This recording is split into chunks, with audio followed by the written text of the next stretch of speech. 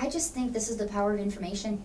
Yeah. I think that, you know, anybody can blog or write about anything, and there's a lot of hype. There's a lot of urban myths when it comes to food and nutrition, and I think people need to read, they need to research, you know, they need to cross-reference where their sources are coming from. There's a lot of fear-based mentality surrounding foods, and you know, we don't live on the same planet that our grandparents did. We are around various different levels of compounds and stress levels and inactivity and sedentary behaviors, and you know, we live in a different world. You know, if we literally did spend our entire day, you know, gathering and hunting, we'd be able to eat some of the same foods that our ancestors in these areas did. We don't. We live in a different world. You know, we live in a different environment, and we have to be able to meet our environment where it's at. You know, I've got some wonderful books that I would, you know, recommend to patients that I think are really good in these areas. I think Mark Hyman's book that just came out this year is excellent. You know, he talks about the blood sugar solution. Mark is phenomenal. I co-teach with him in different places, and he has a sensational book. He's been on the bestseller list all year with that new book, and he's President Clinton's doctor. And Clinton's very open about that. Mark Hyman is his physician. Nice. And his book is sensational. It's called The Blood Sugar Solution. That is a great place for people who are dealing with weight concerns to begin, because all the strategies in there are so incredibly practical.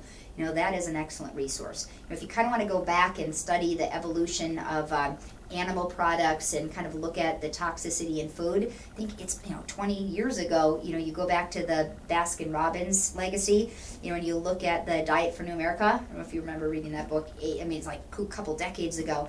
That was an eye-opener. We read that in medical school, and that was actually written by the son who was going to inherit the entire fortune of Baskin-Robbins, and he absolutely refused to take over the company because he was understanding and identifying the links between animal products, the way dairy was being produced, and sugar and inflammation.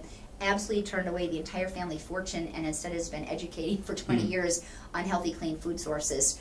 And I think those are just remarkable resources. David Wolf's work is absolutely fantastic, you know, in finding good, clean foods, and I mean, the list is pretty long. And I think just really, you know, getting tuned into this whole world of the phytonutrient spectrum. You know, learning as much as you possibly can. One of my favorite Facebook sites is a woman, her name is Deanna Minnick, and she has a Facebook page called Food and Spirit.